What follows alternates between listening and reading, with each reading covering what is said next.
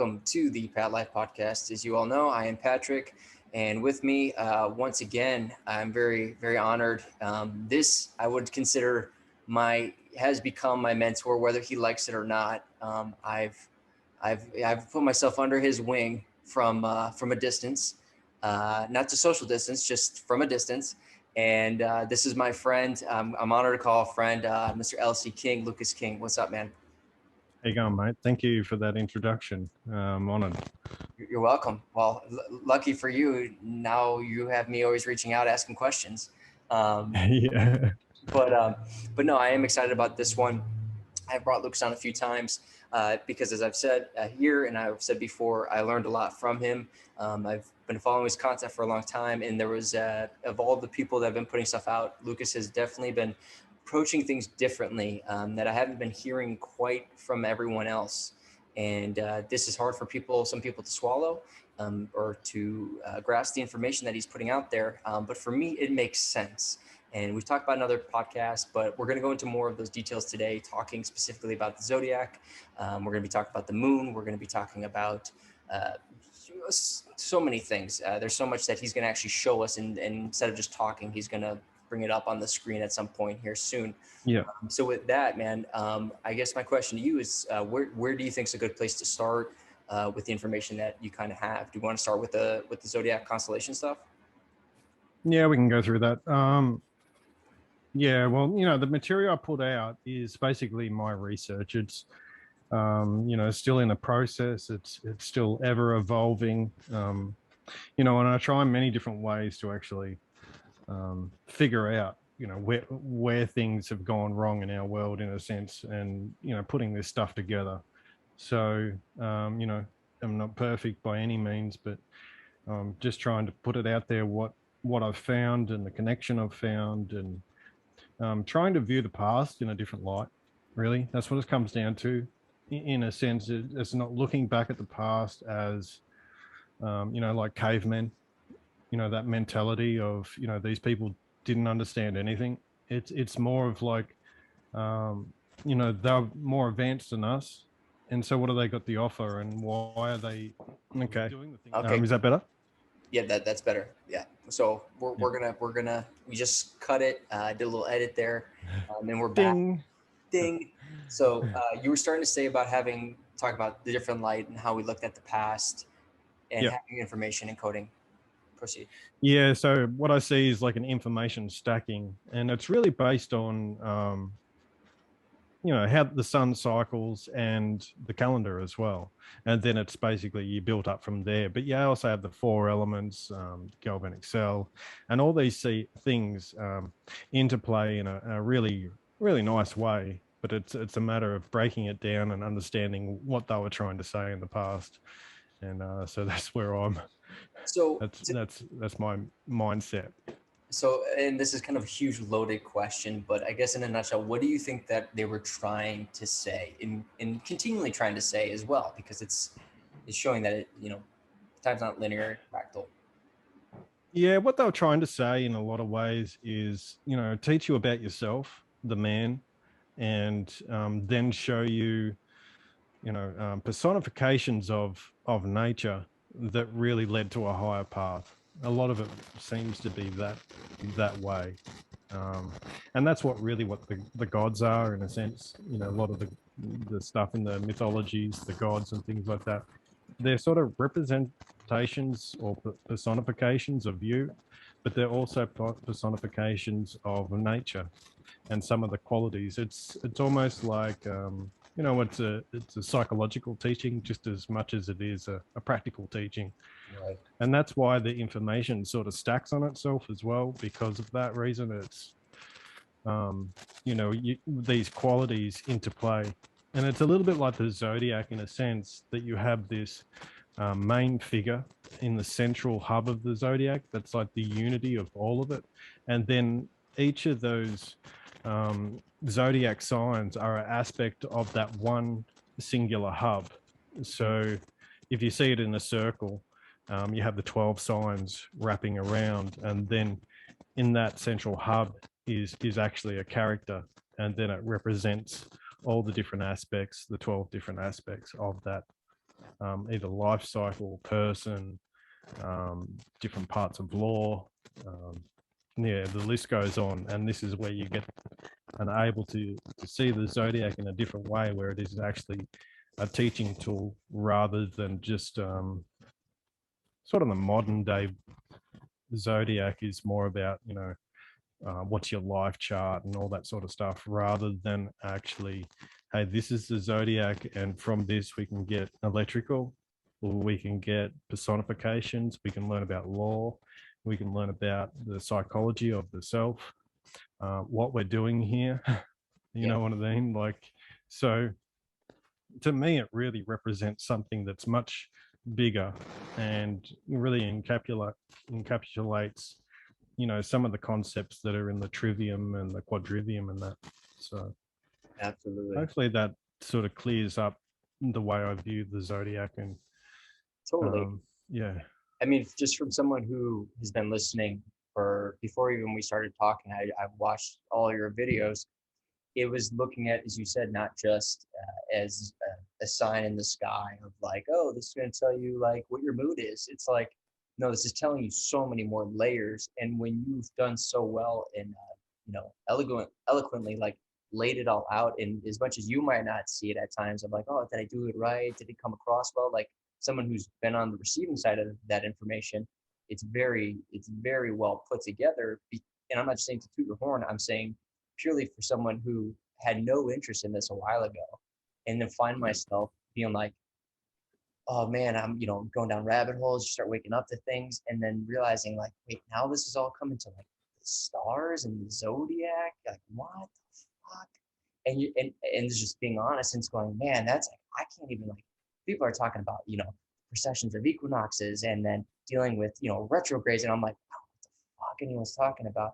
But you've laid it out in such a way that's going, hey, these are those pieces. But even more so, as you said, now we're going to add that understanding of the battery, the galvanic cell.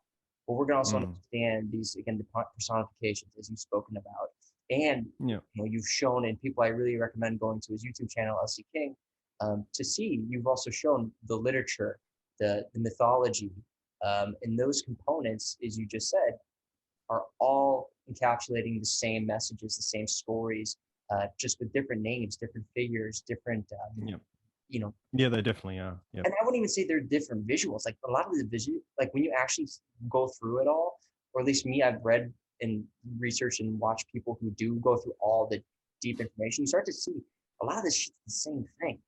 It really, in yeah, many, yeah, yeah. Exactly. That's because right. That's what it is. they're saying the same thing, but in their own way.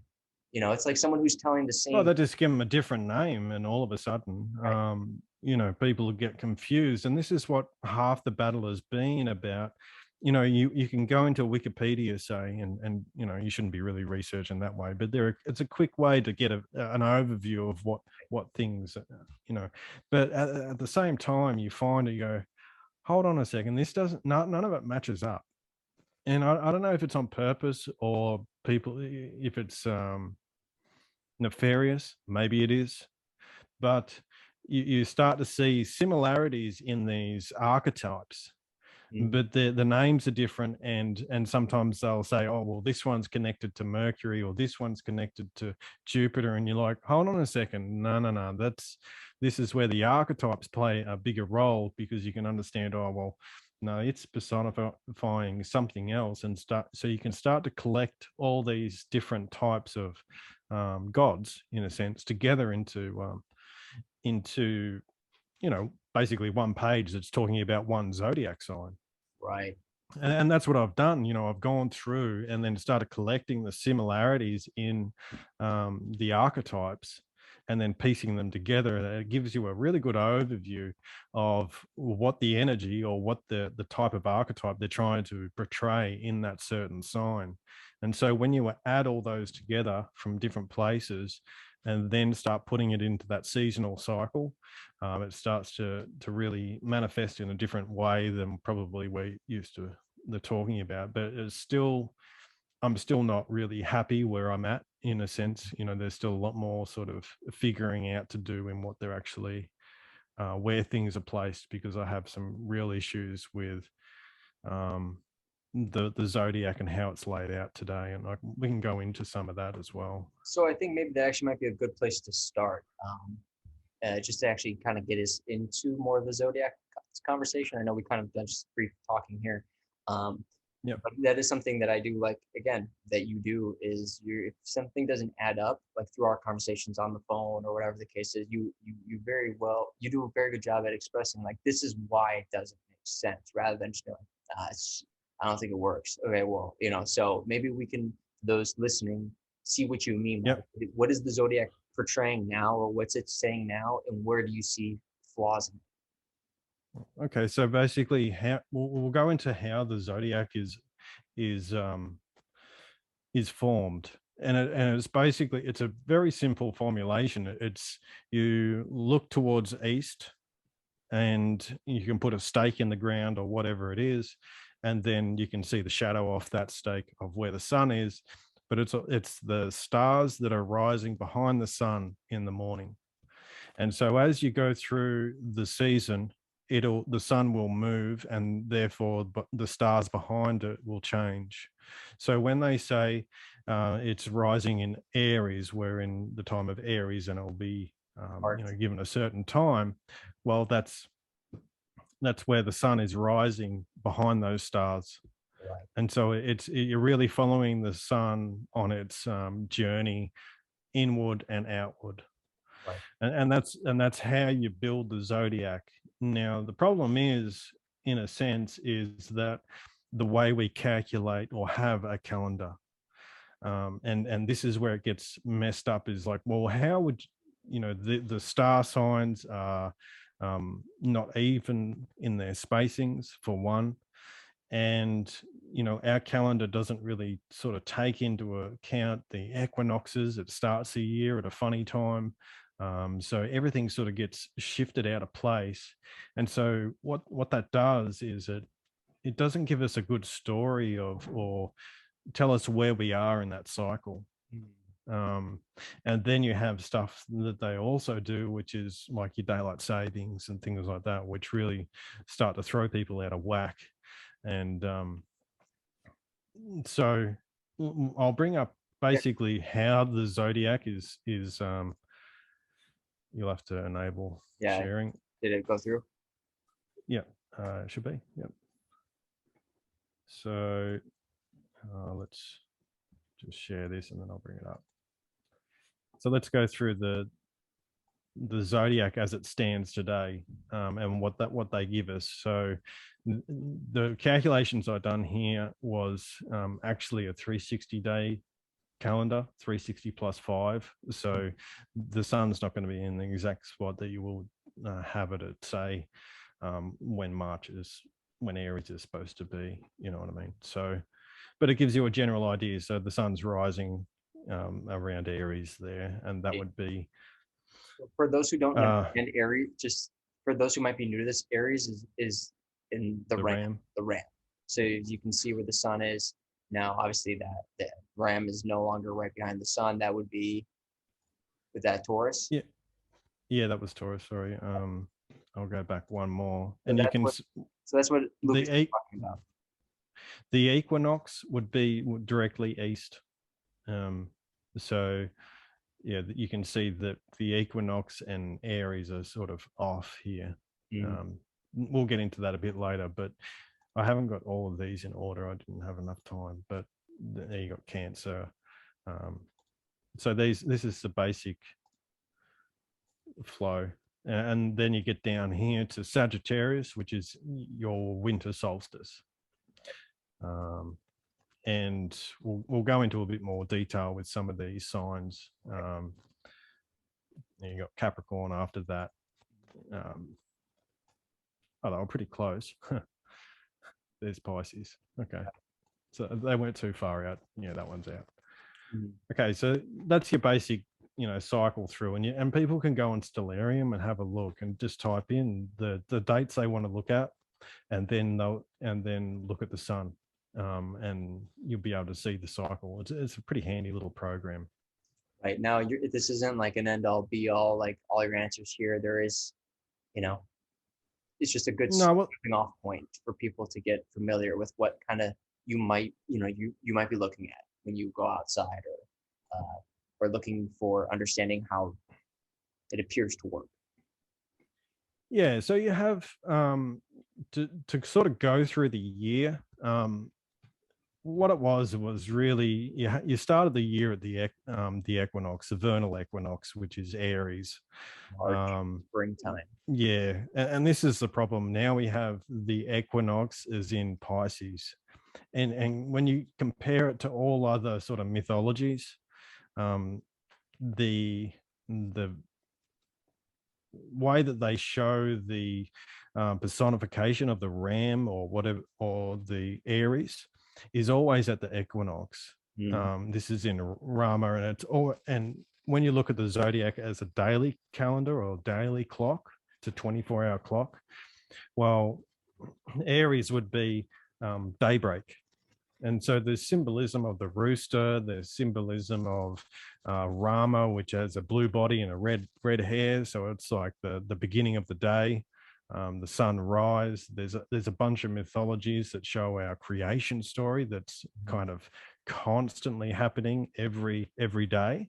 right. And so this is where you get into a bit of problem, because what we have is this so-called idea of procession, where things are slowly moving out of time. And now, because of procession, we have this,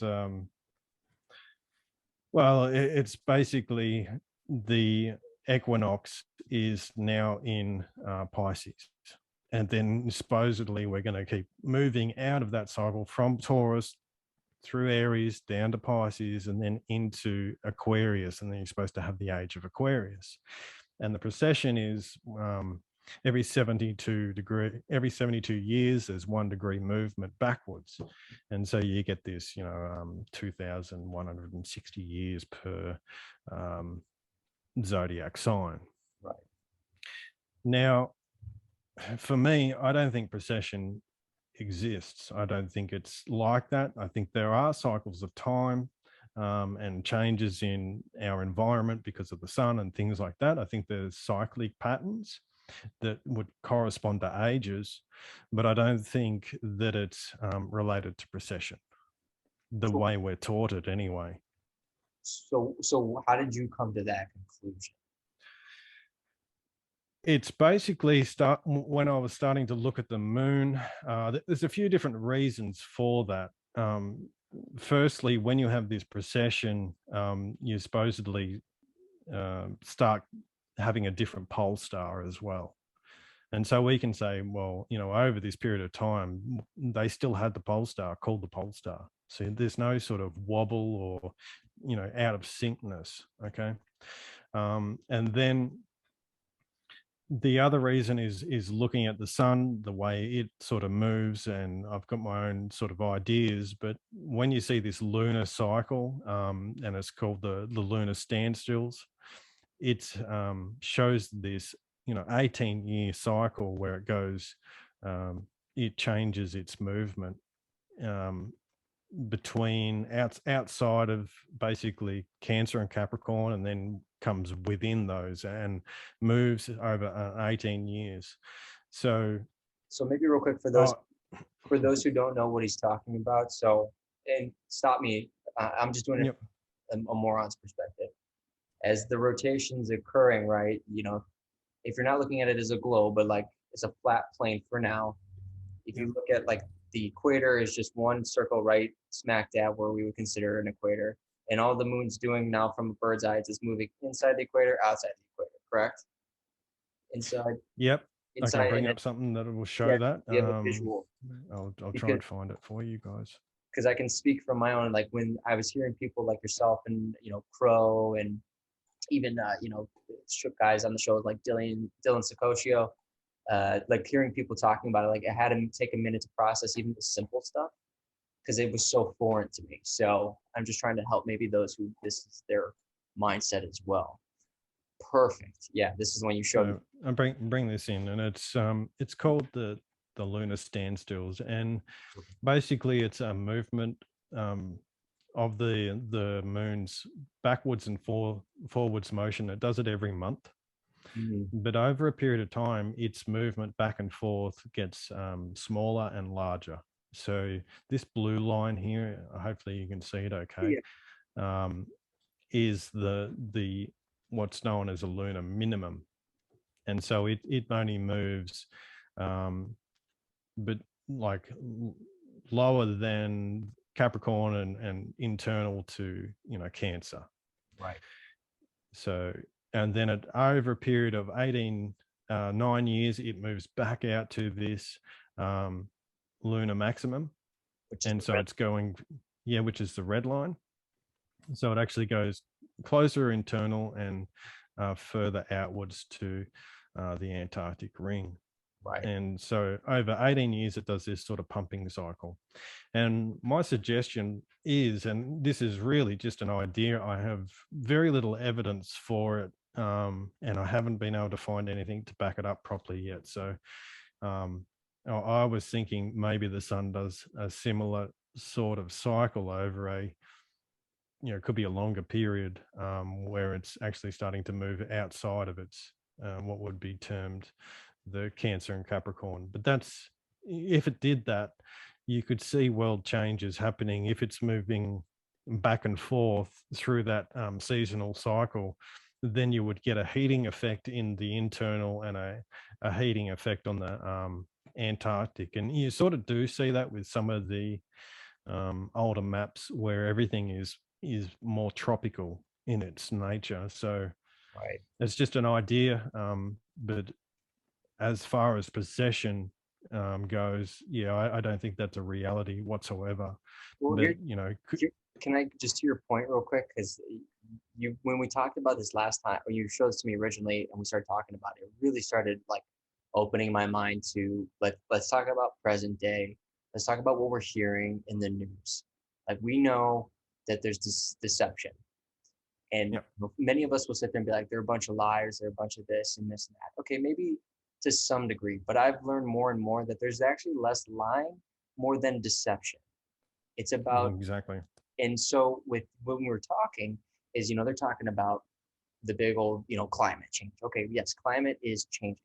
And they'll call it global warming. And we're like, oh, that doesn't exist. That's not real. And it's going, okay, if they're constantly saying it and knowing that they still run under God's law and that they can't fully lie, it's about being deceiving and understanding what you're showing me here with the moon cycles. And that, again, not saying proof, but if the sun's going through the same cycles where it is going through this, more into Cancer, more into Capricorn, or Mm. whatever constellations signs we're in, let's just say, could that then very well be what we're experiencing, or it might be happening at the moment, which is backing up exactly. So when they're saying climate change, it's like, okay, yeah, there is a change in climate based off of the pattern of the sun, not because of, just emissions, this and that. Like I'm talking like it's just the nature of reality of knowing the sun is and the moon are going through their patterns. If that's the case, Yeah, where you saw yeah. with the red line, the lunar maximum, say if there is something with the sun doing similar paths, could that be based off of this picture and that logic? Okay, well now you're closer to this Antarctica where there could be a heating occurring, right? Yeah. Closer to the mid. So Yeah, well, you're basically increasing the tropical climate of the whole world, right, and with that, when you're increasing heat and generating more of a greenhouse effect, because it's a closed system, right, and basically what you're doing is creating bigger growth.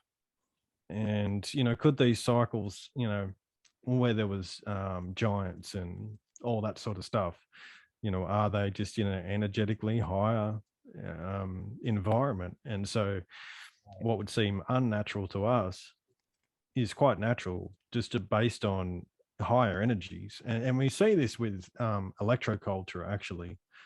It's a good field of research for people that are interested, especially people interested in gardening and things like that. But what you can do is increase plant growth via electricity.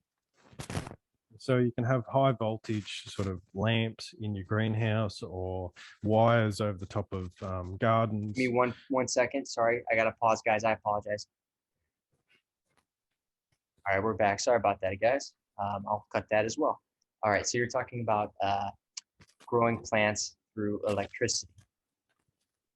Yep. So if you have higher levels of electrostatics, basically you can grow larger plants. So that was the basic point of that, is that you know, if you change the environment, things grow better. It's pretty Right. basic stuff in general. So getting back to these sort of moon phases and where we are in a sense. So we'll go through what I found um, looking at the moon phases, and I sort of got tipped off by listening to people talk about 364-day calendar, which is a different type of calendar, and you know, me sort of digging into that a little bit. So they said there was a 3-year moon cycle, and actually it seems more like a 4-year moon cycle. So what I did was I went to timeanddate.com and looked at the moon phases, and I looked at every moon phase around the March equinox, give or take a few days here or there, but it's pretty close.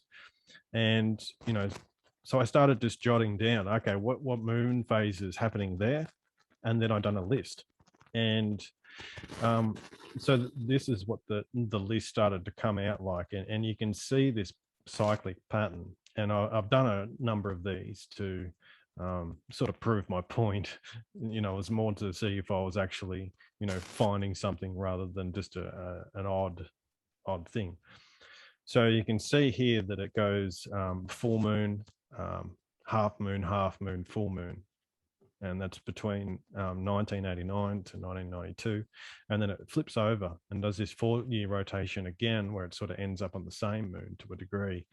So it's got 1993 to 1996, it goes new moon, new moon. Mm-hmm. And then it does this flip again, where it goes full moon. So it keeps doing this flip. And you see this red here at 1987 and the blue down here. So this is a major lunar standstill. So this is where it gets to the outer portion of that ring, and this is where it gets to the inner portion of that ring. So we'll keep moving along here, show the next one. And this is what we're coming up to, which I find fascinating given the world events and some of the timelines that they sort of put out there. We're coming up to a major lunar standstill, and that would be in 2025. So we're sort of in the process of it now, coming into it. So is that part of, you know, calculating their cycles? Are they looking at these lunar standstills? Well, I would say yes. Let's take a layman way of looking at this from my point of knowing that, okay, well, if everybody, doesn't matter if you're in the conspiracy world or you're into, you know, whatever, everyone to some capacity knows that when women are going through their menstrual cycles, they will openly say, oh, I'm in line with the moon. Like they'll talk about the moons and the oceans. Like people, I've heard talk about it, right? So people know, like, oh, you know, certain things happen when, you know, you're in the moon, like your ability to, you know, be more in tune with like with like etherics and reading minds. People talk about that who may or may not follow this. So the point I'm getting at really is that people know that there's relation and correlation to how we are affected by the moon.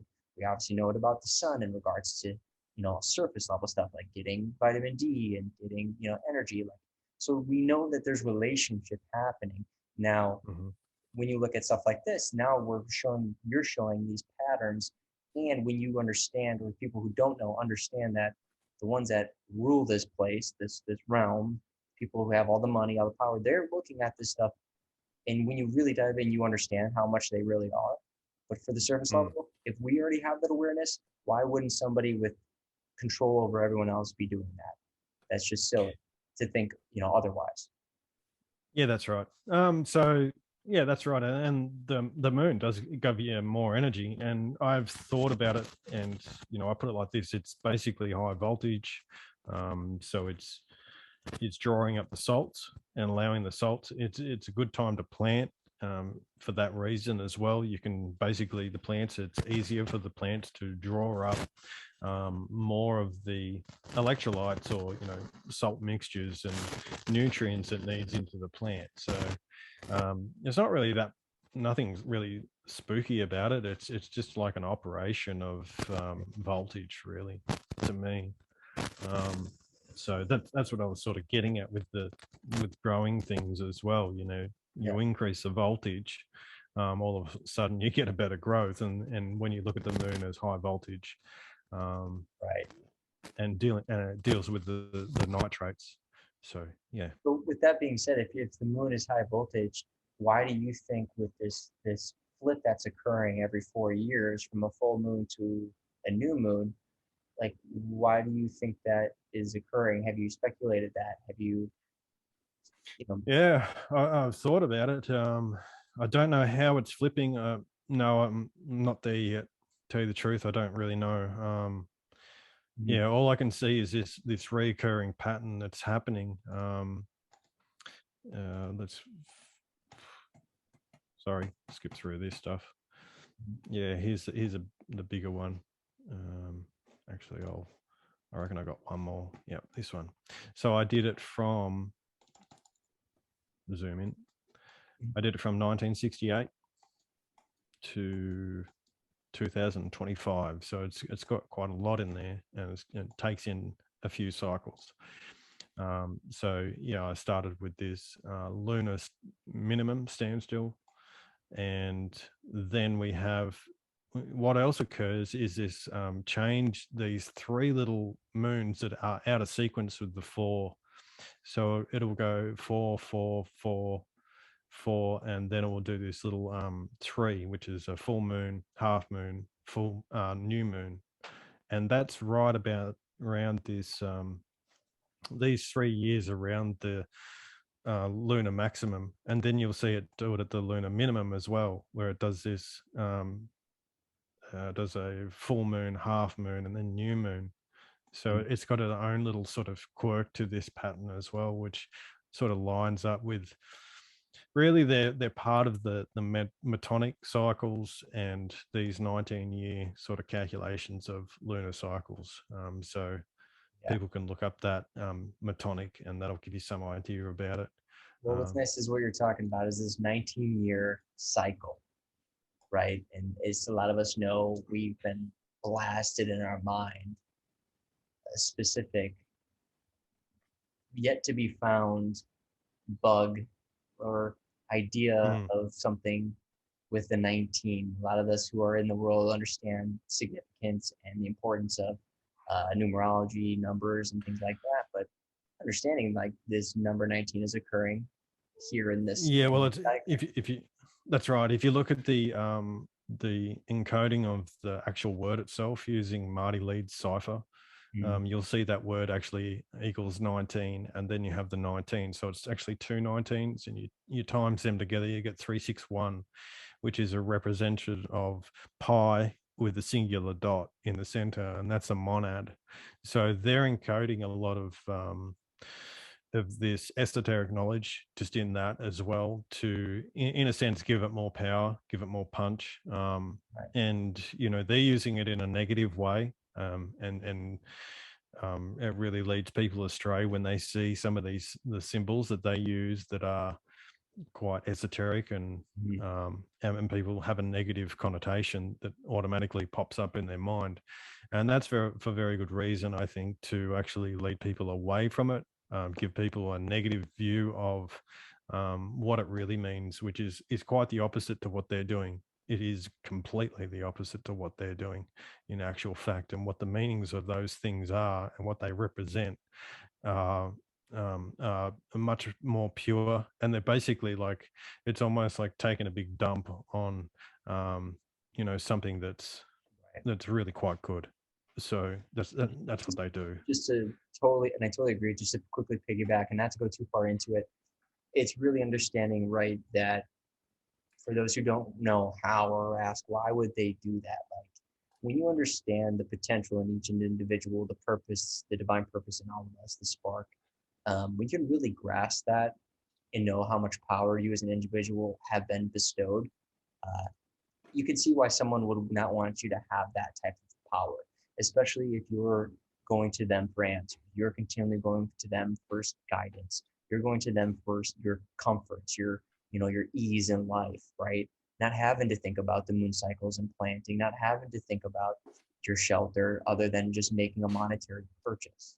So these are reasons why, and Yeah. just this is surface level. There's more to it, obviously, but this is why someone doesn't want you. They want to misguide you. Yeah, that's right. But at the end of the day, all it is they hate the creator. Well, yeah, They just hate God. yeah, And anything they can do to, give the finger, basically that's what they're doing. And they think they're all, high and mighty doing it and stuff like that. But when you can see through this stuff, and you take their symbols for what they truly mean, and really you got to take it back for yourself. Look at these symbols in fresh eyes, and say, hey, they hate the creator.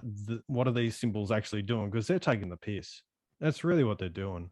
And that's just their hearts. Their hearts are yeah. corrupt as Well, let's go, if we may. I don't know if days long. I don't know if this is jumping around too much, but let's go back to the circle with the dot in the middle, and then maybe showing Mm, the symbols of the flags in regards to the zodiac, like these flags that we see all the time. I know that I'm kind of asking two things here. okay, I'll try and Um, find some stuff. Yeah. Okay. So, but just a real quick wrap up with the zodiac stuff. You believe that we're technically, in this we said last time, where you feel we're always in Aries. We're to something like yeah. Okay. So, well, there's a circle and dot with the 32 rays around it. yeah. It's actually a mapping tool for the flat Earth.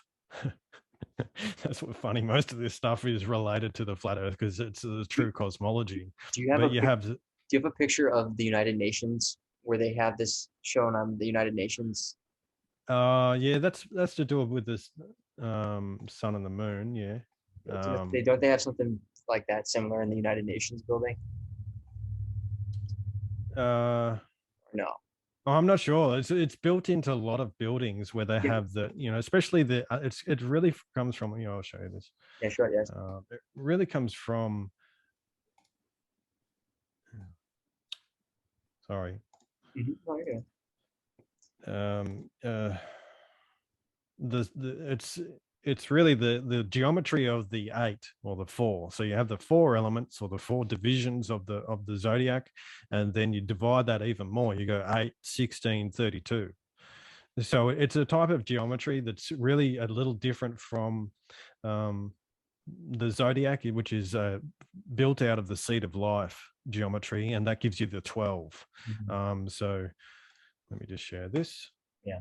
So And you will see this symbol everywhere, like the 8 sided, but it also is in reference to um, the sun and the moon. So all right, in the four fixed stars, correct? yeah, but it's also what I was talking about, where those equalized lunar standstills are, That's right. is the crossover point. So this would be here. You can see my mouse, can't you? Yeah, yeah. So this is your 4 elements here, or the 4 divisions. So the equinox and the autumnal equinox is, and the vernal equinox is this one. The upright one is your solstices. And your, summer solstice, winter solstice. And then you have this is where the lunar stuff would be visual seen, which is your equalized lunar standstill. So this is where they sort of all match up, and it's a really good representation of this idea of equality, especially when you're dealing with the sun and the moon, having them two equal parts of, because they're polarities. One's negative, one's positive, one's masculine, one's feminine, all that sort of stuff. But they're equal they're on the same footing because they do a perfect job at keeping this place functioning. So that's what really the galvanic cell and all that sort of stuff really shows, and it shows it really well that it's a full circuit, and without them two being there, um, and being those polarities that they are, nothing would get created. Right. You know. No, So yeah, it definitely makes sense. And just for those who are just listening and aren't looking at it, what he's showing us basically is just a circle with a center point. And within that center point, you have then divisions in 8 divisions, equal divisions, kind of like you're looking at a pie. That being said, each of those, the one at the top, the bottom, your your solstice, east to west is your equinoxes. And you have the cross patterns, which is just like 2 axes. And then those are your lunar standstills. This is everywhere, as you just said, correct. oh yeah, it's built into all the old mud flood buildings and stuff as well. So, but Are it's they, yeah, it's can you everywhere. show the ones with the flags? Because that, when you start to look at what we might look at is flags demonstrating something else. Yeah. So for those watching, it's in old ancient architecture. It's in an old, as you said, mud flood buildings. There you go. I did have somewhere it was in the mapping tool, like it showed old Map. maps and it Yeah. had the Old maps. 32 rays. Yeah. Exactly. Here in Hawaii, they have the same thing, kind of similar to the. It's very similar to the flag in England, but it's just the Hawaiian version with different colors and other little symbols. But that specific symbol is showing right there across the board your your seasons and your lunar standstills. And people who maybe understand and get it, this is great. Keep following. There's some good stuff. Oh, there it is. But for those who are new, maybe, or don't know, understanding how everything, as Lucas said, revolves around this, and it's what keeps this place running. It's what keeps us in this symbiosis. It keeps things in check. Its own checks and balances, basically. And without it, we wouldn't have what we have. Yeah, exactly. So yeah, here's the 32 rays around a 33rd point. So yeah, there's your 33 basically, and it's really to do with mapping, measurement, because a lot of the zodiac actually does encode that. We can get into some of the symbolism, go through some of that in a But yeah, second, but yeah, it's really cool, like some of the ways that these personifications, encode different types of measurement, and the measurements actually sort of all interlink with each other. And 33 is like a harmonic that shows up all the time. That's why you sort of see it encoded a lot, because they want to put out that harmonic, that certain vibration with it, because it's this idea, really. It's the idea of Mercury, and it's that joining of masculine and feminine energies coming together. So and there's just quite a lot of power to that. Yeah. sorry, I just wanted to interject real fast, and also just for understanding, not just for you, but for other people, it's going, well, yeah, it has such a harmonic to it, but it's going, well, why is it that important, this harmonic? It's going, if I can take a harmonic that's going to attract people, it's like me trying to get you to listen to my song over Lucas's song. And if my song is then filled with messages about how shitty you are and how miserable life is and how you're nothing without, other people or whatever, I can then basically redirect you in a way that might be different than Lucas. So if you know what I'm saying here? Like if I can take Mm-hmm. that harmonic and drag you in my direction rather than another direction where it could benefit you in regards to your healing, your uh, mental state, your emotional state in a positive way, and I'm taking you from that, then what just happened right now is it's going, oh crap, they got my dollar, in a nutshell. Yeah, well, that's what they do with movies. They give you the parts of the truth, and it's essentially what they do with movies. They attract you in with parts of truth and things that resonate with you, and then at the end of the day, they give you this. I don't know. It's like McDonald's. Yeah, Let's face it. like Yeah, so true, man. It's and this is what's so you you know felt fulfilled for like a second, and then right. you Well, everything binds up. what's so funny about it too is most people know after the fact. They go, ah, crap, like I shouldn't have done that, right? But what for me I've learned in expanding my understanding of this place is just that, is going, yeah, we know in our hearts or in our intuition, like this might not be good for me, or this isn't necessarily what I want or a desire, but I'm still doing it. Why? It's because, as you said about that harmonic, the 33, and grabbing our energy and our attention, it's going, If I can get you not to understand all these other pieces, and I can pull your energy in my direction, you and your intuition know something's wrong, yet you're not going to follow it because you're dependent. We've taken your energy, we've absorbed your energy, and we've, stored it, housed it in our place, where you can literally find yourself going like, oh, I shouldn't have done that. But you know what I mean? But Hmm. you can't Oh live, yeah. you can't live without us. Not really, but that's the mindset that these powers that be create. But as you said earlier, it's about taking the power back, knowing you have the power. It's always in with you. And this is how it Well, flows. they have to, yeah, they have to support their system, and their system is anti-life, and it's a debt-based system. And, So whatever they can do to get you in that system is and keep paying. right. And then those who don't believe what he just said, when you buy a house or you try to buy a house, you have to pay what? A mortgage. Interest, yeah, Yeah, interest. When you understand what a yeah, mortgage is, it's death. It's yeah. It's death. your death. It's talking about putting you into death, and that's just That, one yeah, thing. that's yeah. That's why they suppress gold and silver and all the rest of it. Because they can't have people understanding that there's real money. Exactly. It's actually intrinsic wealth in certain things and barter and that sort of stuff. So they just can't have that. And their whole system is built off. That's actually their Achilles heel as well. Is Okay. people moving over to real wealth, going the opposite to their system. Um, so that's how you break their system. But here's the 33, and when you put it as an equilateral triangle around your 360 degrees, you get these really special numbers that turn up, the 153.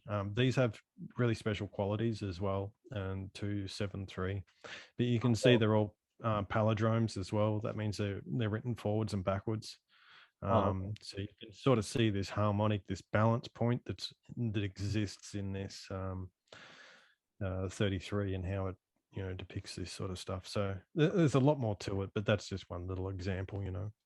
Yeah, and see, and this is what's so fascinating. Like for someone like myself who, school math wasn't really my thing. I was just so bored by it. I didn't want to know it. I did like it was. I was very much one of those people who's like, why do I have to know this? And this is where, not to take it too far off course what we're talking about, but the education system and knowing like if they were teaching this stuff to kids and giving this helpful information to know so much more, thinking about the intelligence as an entire nation, world of people, knowing, man, if we had that knowledge, right, like the excitement people might have to go to school, knowing like, wait, how was this all? Oh yeah, well it's fun. The mathematics of true sort of there's a different style of mathematics where it shows connections, and, Yeah, and that's what really number is. Number is how relationships work. yeah, How is one related to two? How is all these numbers, how they related to each other? And that's what some of these true sort of mathematics is. That's rather, they've given us the dry portion of it, right, with exactly, the mathematics without the symbolism, the mathematics that doesn't apply to your world, the mathematics that really at the end of the day you go, how do I use that? right. And in what way do I use that? Or this is why I find gematria so good, you know, because it's fun. Mhm. You can go, oh, what's this word? What's this word? And then you can type it in, especially like going to Marty Leeds' site, type it in the word and going, okay, how does this word break down numerically? And you'll see certain numbers pop up over and over again. And you can see, oh, is this word actually special, or what connotations does it give you? And so there's a bit of an art to it. And after a while, it's like etymology.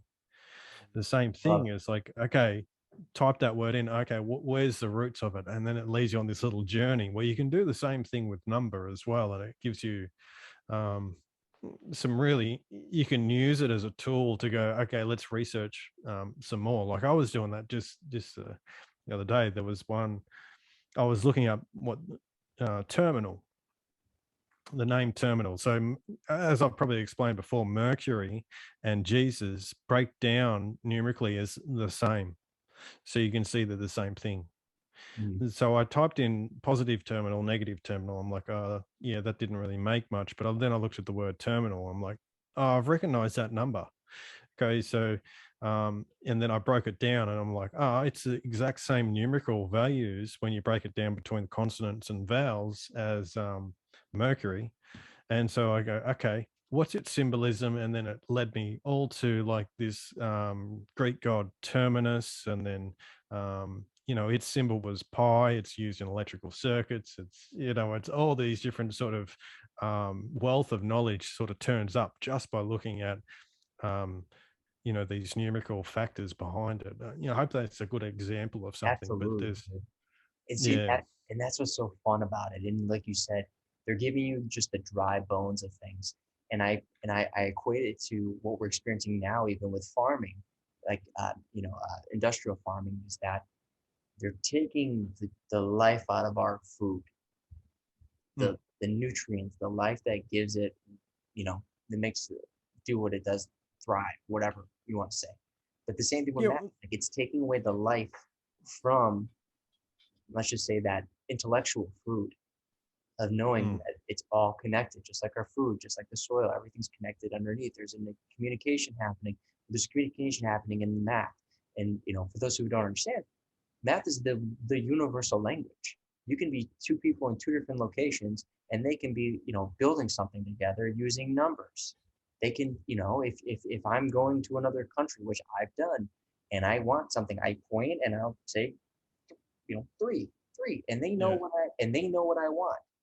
And so this is yep, interesting. And when you understand, even for Marty Leeds' stuff, you look at the hands and knowing that your digits and understanding the numerical values of that, and you start to go, oh oh, man, you start yeah, yeah, your mind gets blown, and people can say like, oh, this goes against God or this and that. And I always say, everyone has their opinions, but it's going, if we're made in the perfect creation, the perfect image of God, then that's there for a reason for us to find out. We need to find these things out. It was there for us to learn, to understand. Just like a parent is wanting to teach their children something right, they're going to put the tools in front of them, and hopefully they can understand it. They might try to guide them the best they can, but it's upon ourselves to start to look into these things. And once you start doing it, man, like you said, you start going down rabbit holes of like, man, I did the same thing the other day with the foot. I was looking into the bones of the feet, and especially the big toe, and I started going down that rabbit hole, and I started connecting the muscles and looking at how it energetically relates to the fascia and what's going on then systematically, from a chemical response. And I was like it's gravy. crazy. I Yeah, mean, and especially when you got the meridians there on the feet as well. They all that connect down there. It's uh, crazy. it Yeah, starts to put you in, like, but it's fun, like, you know what I mean? And people be like, well, that's not my thing. It's like, yeah, but when you look at the things that you like whether it's music, movies, art, uh, even just going out in the sun, like you'll find it everywhere. Like and maybe we can dive into some of these symbols, symbolism a yeah. little bit here. It's I'll everywhere. show It's you some just now that's sort of related to what we're talking about, but this is part of the zodiac. And if you look at the old zodiac, some of the Babylonian stuff, they actually divide Virgo into two separate things, which, if you look at the zodiac now, the claws of Scorpio are sort of in the wrong place.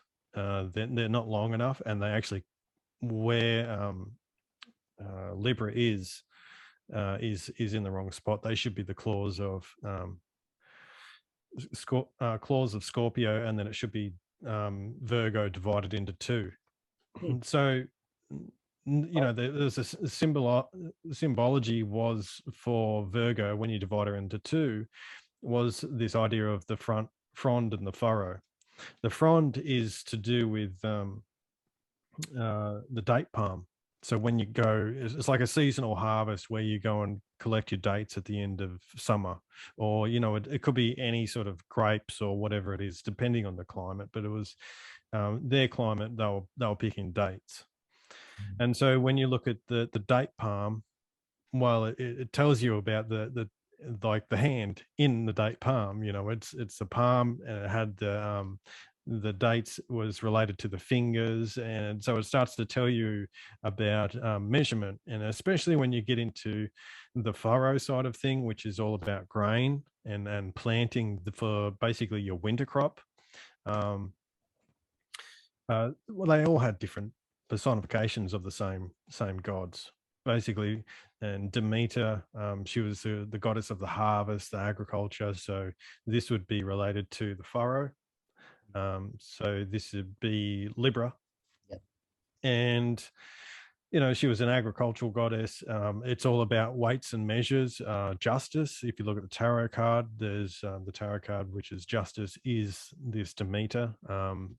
And yeah, so this is all about weights and measures, equal weights, because she's on the equinox. So they, you know, um, she of grain, giver of food and grain. So it's all talking about this seasonal cycle, but it's also gives you stuff about divine order, because she's the equinox. Unwritten law. The so it's just civilization. Right. Weights and measures gives you civilizations. Correct. Being balanced in how you deal out justice gives you civilization. That's not what we see today. Obviously, we have no rule of law. That's what they're trying to take away. They're trying to take away the things that are these proper laws that give us our freedoms and give us our civilization. So this is what she actually represents. She's got the sword of justice, but it's at the equinox. So that means it's equalized between this good and bad idea of heaven and hell. So it's not over one side or the other. Right. And then you get down to Saturn and things like that. Well, that take away life and the Right. winter and those sort of aspects. And then you go to the opposite of that, which would be sort Right. of your Jupiter, Well, let's just the really summer quickly, solstice. for those who are watching, can you go back a couple slides? Because you just brought up Hmm. Saturn. So for those who may or may not know what we're talking about, this is nothing new. But look right here. Go back. That was the one you just brought. Hmm. So you just talked about Saturn. And then this is the Victorian ancient Rome religion, was the personified goddess of victory. She's the Roman equivalent of the Greek goddess Nike. Y'all know the Nike symbol. Anyone who knows this, this is nothing new, but for those who are new, the Nike symbol is the ring of Saturn. It's a representation of the ring of Saturn. So when we talk about these combinations and symbols all around us, showing us more than we may realize, you'll know that car companies, shoe companies, Microsoft companies, companies all across the board are showing these things, whether we realize it or not. And that's where it makes it fun. It makes it interesting. It makes it really to another level of going with new eyes to see what's really going on around. And as you're talking, maybe real quick, just explain what is Saturn, like what you said, you talk about death. It's talking about the death. Yeah. Just seeing this picture here, I'll just quickly show. This is, you can see she's got the frond in her hand, which is the palm leaf. And then you've got this, I forget what that's called, just that Yeah, ring of leaves. yeah, So yeah, just yeah, just related to victory. And it really is sort of a victory over the season. And once you get your seasonal crops in, it is a victory over winter in a sense, because you're prepared. yeah. So that's your victory. You've set in stone in your survivability in a sense. So What it's doing, and I wasn't there during this time, but based off of seeing the statues, seeing the things that are around us, just like your phone gives you a reminder about shit in your life that you consider a victory. Like, oh, I remember to take my, for some people, take my pills, or I remember to text the family member, or I remember to get this deadline in based off of this reminder. Those were the reminders then. Is statues, mm, things around being like, did you get your crops in? Did you do this? Remember, when you do, that's a victory, guys.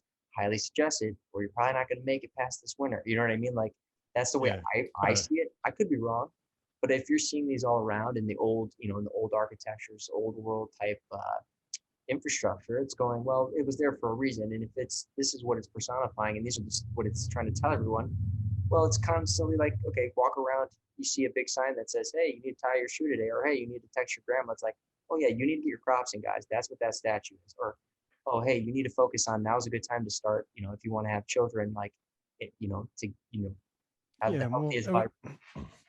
it was telling you when to do things, Yeah, and when to make the most of it, and exactly. how to get the best out of it. So, this is what I was Provide. talking about with these symbology that's incorporated in these ideas. So the barley corn is not just a symbol of fertility and agriculture, but a unit of weight and measure.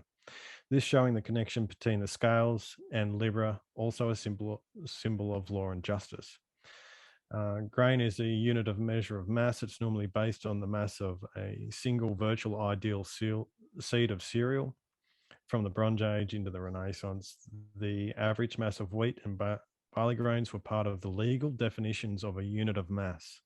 Right. So, and then in regards to Virgo, the frond, the palm in relation to the hand is also a unit of measure. So, and the date was not only a time, you're setting the date, Mhm. and that's something that happens. It's also the finger, the unit finger's breadth is 3/4 of an inch. So you've got, again, a different measure of weights. You can measure horses in hands, and so Mm. there's a number of weights to measurements in the body itself. Oh yeah. To And the one that, even so simple to those who already know this, but for me is when we want to know when the sun's gonna set, you can put your hands up against the horizon like this, and you can see based off of each digit 15-minute increments. So from the horizon to where Mhm. the sun is, if the sun's, the bottom of the sun's here and the horizon's here, that's telling me 15, 30, 45, an hour. There's an hour before the sun's going to fully set. You know what I mean? And these are things that we can start to do, um, to know that our body has so much more to offer. Like talking about, I'm always talking about the human potential.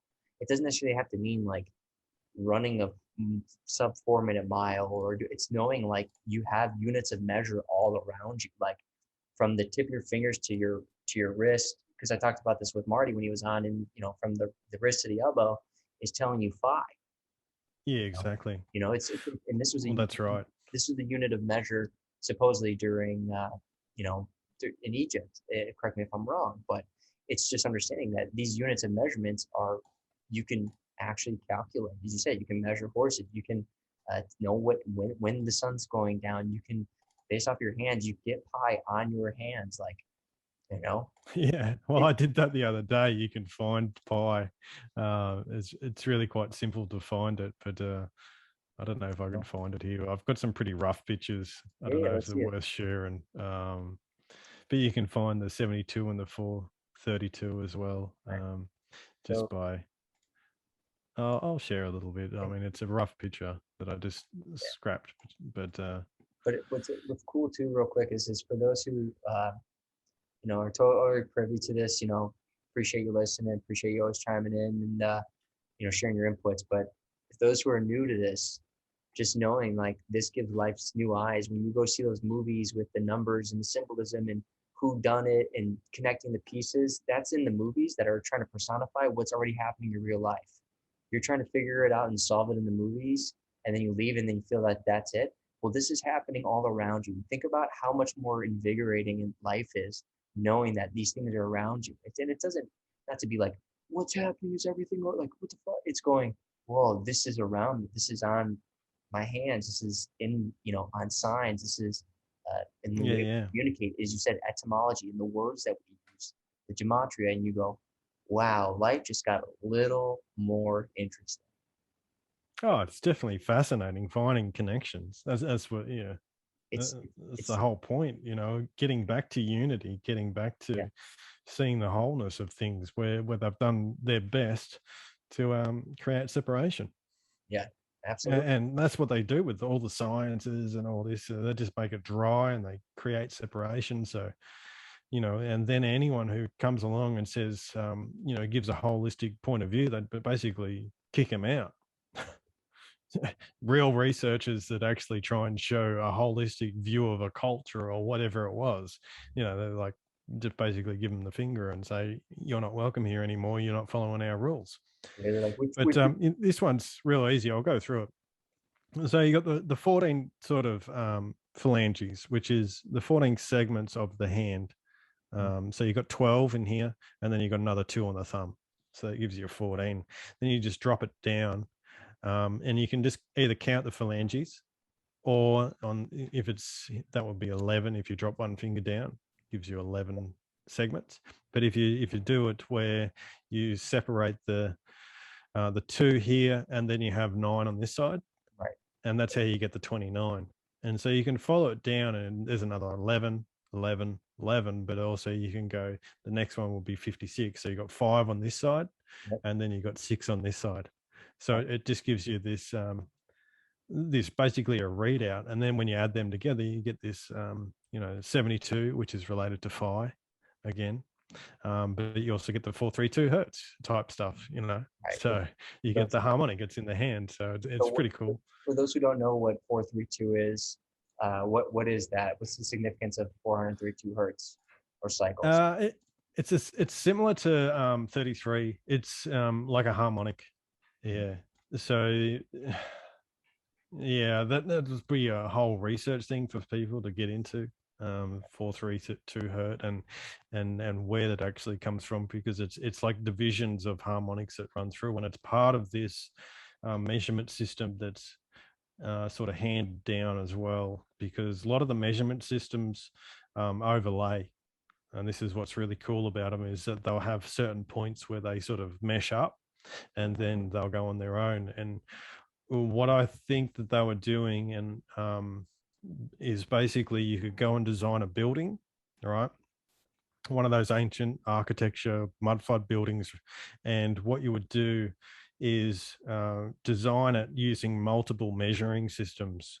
So if you wanted, say, if you kept a harmonic going through and just flipped over into a different measuring system to get that harmonic. So if you wanted to do a rectangle, well, one side you could use feet, and the other side you could use, furlongs or whatever it is, miles, and just a division of that, and that would give you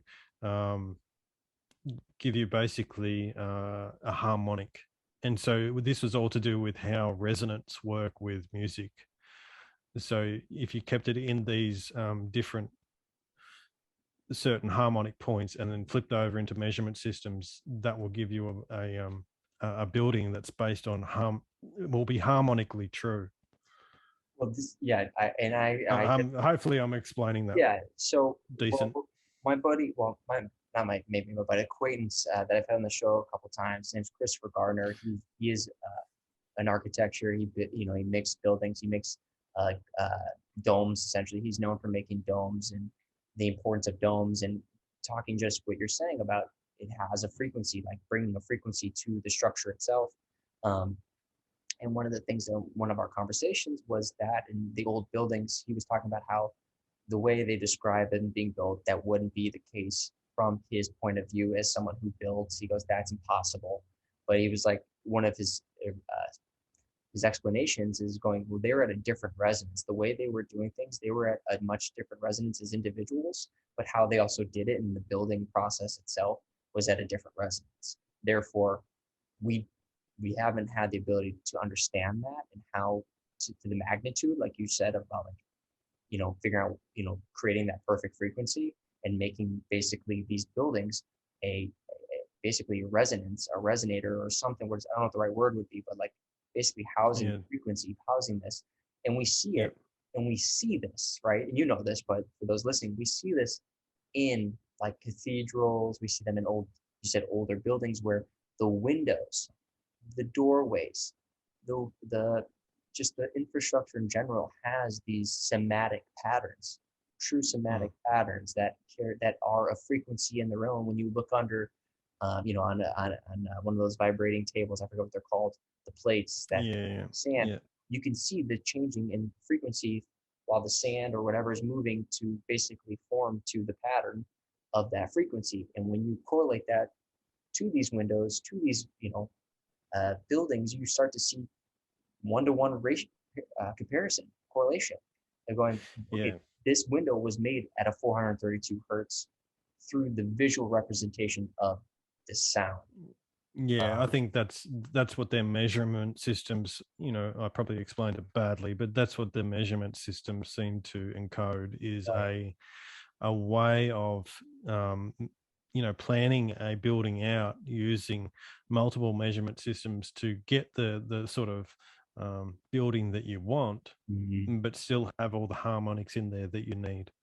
Yeah, So yeah, I think it was a really high class science, and right. there's definitely a methodology to So, how they did it. and Yeah. Bruce, real quick, and I just, because this is where I always try to, for people who don't fully grasp this and they think maybe this is too far, I always say, why do you think people love to sing in churches? Why do you think people love to sing in these types of buildings where you get the acoustics that you do? Because it carries your tune and your frequency, your resonance in such a way that it just completely echoes. It creates such a vibration. Like, we've seen those videos that have gone viral of women or men singing in these beautiful big churches, and you just hear their voice just completely ripple out, and it's so moving. And people go like, okay, so what? It's like that wasn't by accident, people. Knowing frequencies, knowing music, sound, the voice, as we know in the Bible, whether people want to follow religiously or not, just knowing the word, it all came from here. What was going on Mm. to speaking. Oh well, it's a universe, isn't it? Yeah, There's universe. Yeah, yeah, exactly. yeah, a So lot of it actually revolves around this idea of melody and verse and yeah, yeah, harmony. Yep, yeah, man. and a lot of the zodiac actually encodes that too. So Yeah. yeah. So where do you want to take? Is there anything else you wanted to tackle? Where is there anything symbol wise that maybe we can?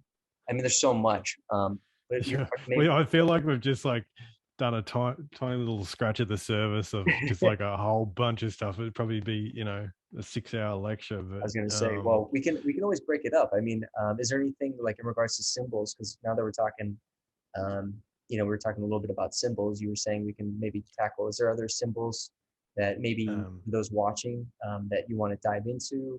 Um, oh, here, actually, let me go here. I have a question for you, and I've had you on so many times. We've talked about it so many times, and I don't think I've ever asked this question or fully understood. So you and Balderston talk about the moon really being more the masculine, the sun being the feminine, and the reason being is because the moon, from what I've gathered, is sending electrons to the sun, which is creating these ions, which are then obviously creating a. well, I try and move away from Okay, electrons okay, because that's their okay, model. okay. So I just have you can have ions as a that embodies both positive and negative, Mhm.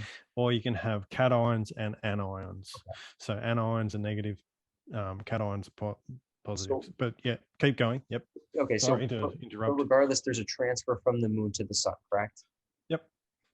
Here's my question. How did you guys come to that conclusion? How did you find that out? Like where, maybe guide me a little more because I know you've talked about it. I don't think I've fully ever All asked. right. While I'm talking, I'll bring up the galvanic cell to show. But Because it's basically how the operation of the galvanic cell and how it actually transfers um, energy within that. So it's based off the completely based off the operation of the galvanic cell. And what it does is it shows a breaking down of the anode and a building up of the cathode. right. So And for when those you who look at don't, the moon, so I'll bring up some pictures of. Well, here's a picture of metal pitting. okay. You know, So that's metal pitting or the moon, whatever you want. But yeah, so oxygen pitting. You can see the similarity between the two, so and this is basically what an anode does. It breaks down. It's so yeah. oxygen pitting is when on what was that metal that we were seeing that occur on? I'm not sure what the metal was. So Sorry, that's right. flicking through a bit too fast here. So these are just oxygen pitting on some sort of surface. Is that the moon or No, okay? no, I want to it's clarify. just you can see the similarities Right. between it. So you're Um, seeing pitting happening on some sort of metal, and that's caused by the oxygen leaving. whatever this material is. Is that what I'm hearing? Is that correct? Yeah, it's anodic breakdown Okay. basically. So the anode side of the galvanic cell starts to break down, and the sort of particulates move across to the cathode, Right. and And there's a build up on that side. Yeah. this is happening also in a literal battery that we would go and buy at the store. Is this type of reaction Yeah. occurring? Yeah. This All anodes will start to slowly break down like that. Yeah.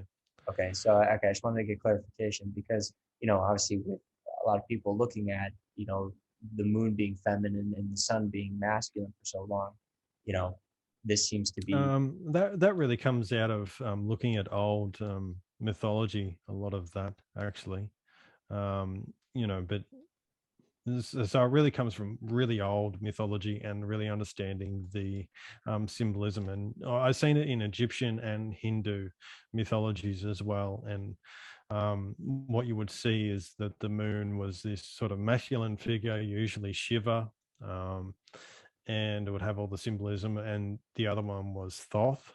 Um, and then you would have this opposite polarity, which was the feminine.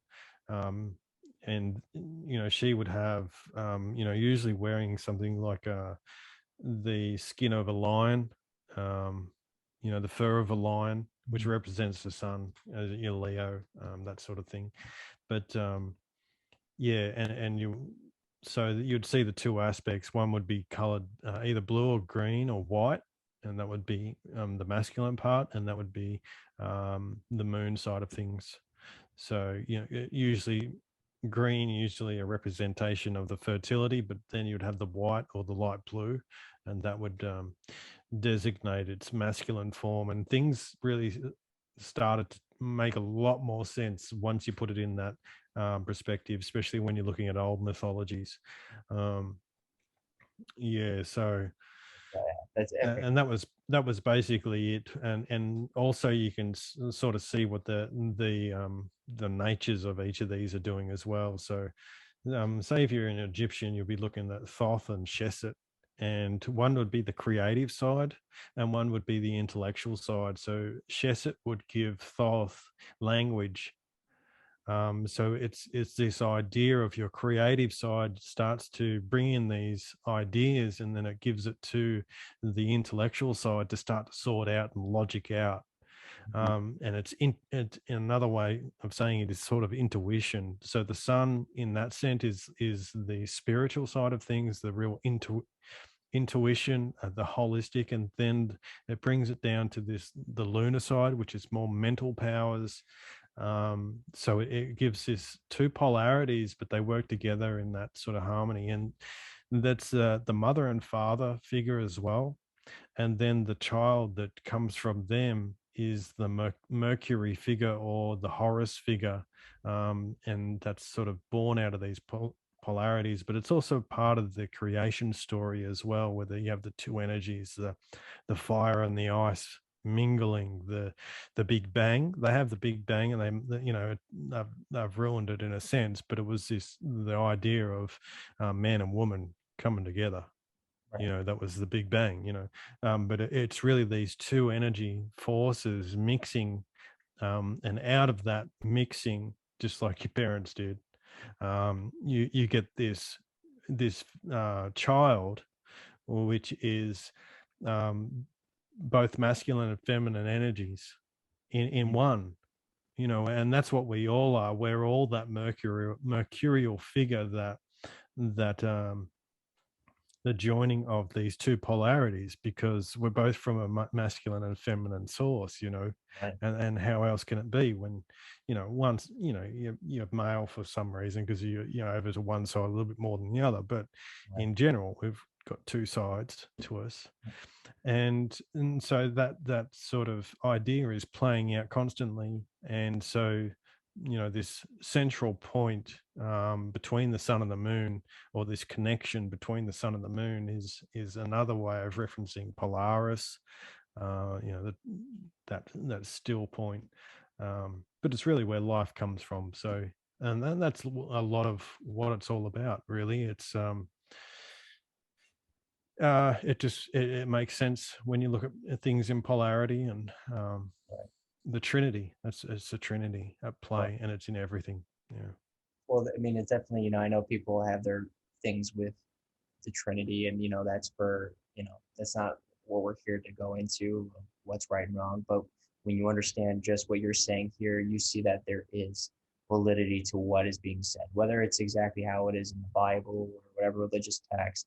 The underlying message, the bigger message, is what you're talking about: is understanding these polarities, and coming together as one. It's also, you said, with the metals and understanding of the galvanic cell, like these pieces are where it's showing, it's represented and made very clear that this is also a big piece of what they're talking about. The right hemisphere, the left hemisphere of the brain, you have your, the pineal gland, or wherever the middle point is, or your spinal cord, which we Yep. talk about the spinal cord having 33 columns. Like, for those who don't know, this is where it all get missed. We talk about Christ, the Christos, the interstitial fluid, or the fluid within the spinal cord, understanding that that's the oil.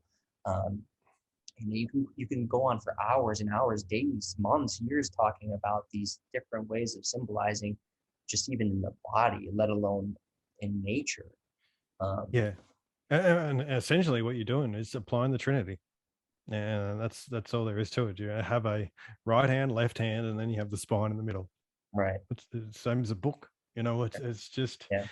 and it's cross cultures. No one owns it. It is a triangle. It's Right. you can't own a mathematical construction. Right. And and I get how people in different positions can thwart it and put it in a way that, you know, turns people off. Like, I do get, when you get people who are, follow religion and not truth and God, but like the religion of man, I can see how it turns people off in many ways, because it's like, you know, I'm telling you I'm right, yet I live in sin still. Like, I can see how that turns people off. Like, fuck you, dude. Like, you know what I mean? But Oh yeah, but but it that's is I never even concentrate on that. Tell you the right. truth, like, Yeah. yeah, when I look at these things, I'm trying to get what the truth of the symbol is, not what someone has told me or whatever. Right. And Right. this is how I came to a lot of my conclusions. Is just really um, pushing out of my mind what I've been told. That's basically it's For just like lack even of with the zodiac, it's like this is you're told this is planet's got certain energies and stuff. It's like why does it?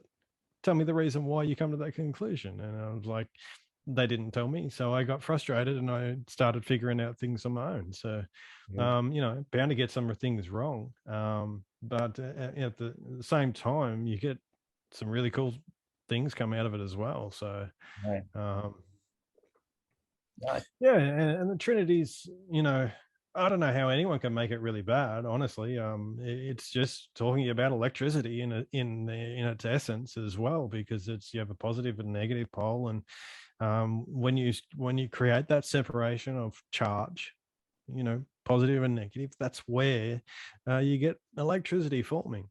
Mhm. You can't have it when you're positive and there's nothing separating it. It's Right. the separation of positive and negative that gives you this potential energy, Yeah. gives us life. No, I love it, man. And that's just for me, being that I'm just trying to figure out the truth of this place and just trying to go down those paths. And as you said, ask questions. One of the big things that, you know, I've I've been saying this for a long time, and just being a father, right, is what do your kids do all the time? And my son's not quite there, but like, why? Why? Why? Yeah. Daddy, how this? Daddy, where's that? When is this? And you realize a lot of parents just will tune kids out and be like, just stop. I don't know. I don't know. In reality, it's going, that's the essence of that purity of child and the spirit of going, like, these are questions that allow, as you said, that ability for the intuition in, the creative side, that etheric, understanding of what's kind of getting pulled into your ether of looking at things and going, all right, now let me my right, let my other part of the brain try to break this down, figure out a solution, logically understanding what it is that came into this creative idea, right? I'm like, how can I do this, right? And then you kind of bring it all together, right, into the one. And as you said, the Mercury of like bringing these two worlds together. And now, as we say, like, you brought an idea to life. Like, you literally, a seed of an idea, literally we call it a seed of an idea, comes in, And you know, you just go to figure it out. But how do you figure it out? Going, okay, for me personally, all right, I want to make a movie. I've done this so many times. What do I need to do? First question, what do I need to do? Okay, I need to write a script. Do I have a script? You know, so you start going through this, you're going, okay, I need to film it. Where do I get the money? It's these simple things in life of going, you have to start, allow yourself to ask those questions of that, okay, well, why? When? Sure. And then before you know it, you go, okay, well, now I need to figure out solutions. I need to figure out how to navigate these questions, these possibilities. Yeah. For me, when I was going through a lot of stuff, it was really about what's the right question. Mm-hmm. I didn't really care about the answer as much as I did the actual question, because um, that's where you really come into, like, if you ask the right question, you get a certain answer. Mm-hmm. You know what I mean? Like, you get something that actually leads you forward, and Right. so you're constantly in a position of, well, what is the right question to ask? Because that's what leads you on to the next. You know, you get the answer for that one, but it also leads you to the next question and leads you to more information. But if you don't know, if you ask the same questions that everyone's asked, Mm-hmm. you get the same information. So how do you frame, change your reference, change your understanding to get it to a point where you're asking a different question that maybe hasn't been asked, probably for a long time. Well, I mean, not just on that, talking about even the foot, like I know people, there's someone already talking about this, so it's not like but in regards to my circles and people around me, especially in the fitness industry, you know, everyone's always talking about the feet and understanding, you know, you need to push through I have connection with the ground and then grounding and all these things. But I just was going, okay, we all know this, but there's something else to it that maybe isn't being expressed, which is why I was like, well, why is the big toe called the hallux? What is a hallux? What is the, you know, Yeah, it's the I don't etymology of know. it. And you Yeah. realize it means the breath of light. Hal is breath, exhale, inhale, and then lux is light. So the big Oh, toe, the big toe, the bone at the tip is called the hallux. And then the muscles that connect are the hallux brevis, the hallux longus. So all of these are talking about the breath of, literally the breath of light into your big toe. Now, what else do we know about the big toe? This is where my rabbit hole took me. Is, you know, that it's in direct, it connects neurologically with the sciatic nerve. So a lot of sciatica, from what I've gathered, isn't in the hip. People say, oh, you need to stretch out your hip. No, you need to connect with the foot. Being that we're in these rubber soles all the time, soles, they're losing connection with the sole. What is the sole, right? Your sole, sole of your foot. What's that? Why is the sole, done. you know? And you start to see that there's this lack of literally neurological signal, but also a spiritual signal, knowing that when you understand, for those who do understand, you know, when you go to the beach, like to dip your toes in the sand, there's frequency, there's energy, there's electricity. How do we know that? Well, what is the fucking ocean? It's salt water. It's literally it's a battery, guys. It's It's part of a battery battery. water. It, That's what it is. Battery water. it's battery water. And so when you Yeah. dig your feet in that sand, you're absorbing and understanding those rocks and those currents is creating frequency. You're absorbing that frequency. Why do you feel good to dig your feet in the sand? There's a reason, guys. So the point I'm getting at and I've been trying to get at is knowing, like, okay, let's take that a step further, looking at these bigger pictures. And when you look at it from an electricity standpoint, you realize you're losing the breath of light. Another step forward, breath, which is the word, in light. Let there be light. In the beginning was the word, and the word was with God. You know, he said, let there be light, the breath of light. It's in your foot. Oh, Yeah, is that not wild? It's in your, it's crazy. and when you look at that and you see that, and people have bunions, flat feet, um, you know, you know, rotation, torsional rotation in their femur, or in their, not their femur, but their fibula and their tibia. They start to see all of these lack of connections to the big toe. You see people's big toe turned in like this. They get the bunion, Mm. right? It's losing because they're pushing on not the sole of their foot into that toe, but they're pushing on the more like the inside of their foot, right, where you get the Yeah. calluses and things like that. But you also understand, step further, the skin is porous. It's allowing electricity in, it's allowing things in as well as out. You're absorbing whatever, you know what I mean? Same thing with the bones. The bones have these hollow points. It's allowing vibration frequency to run through it to create an electric current, just like these cathedrals. They have these caves and these pockets and things to allow sound to travel through. It's in your body. And when you don't allow that connection, or you've closed that with a door or a sole rubber shoe, which we know rubber is an insulator, Mm. you start to realize, oh shit, they've been Mm. we've been cutting off electricity to the body for a long time. And then we go, oh man, it's my So hip. these barefoot hippies had it right all along. That's Dude, right. those hippies had it right all along. And the, you know, those barefoot runners and all Right. those. Yeah. But you do start to see, and I see it in my job, like how many people are literally disassociated from their feet. I'll say, hey, move your toes for me. And they can't. Like they'll Mm. look at me with this face of going, I can't. You're asking me to lift my big toe? I can't lift my big toe. I can't create that neurological connection to the big toe. And it's funny, you'll see people that are going, and show that expression in their face of going, move, Dad. I've had clients go, move it, move, you fucking, like, they just get so angry because they're like, why can't I move my foot? And it's like, because that signal, that highway, that Yeah. route is completely disconnected.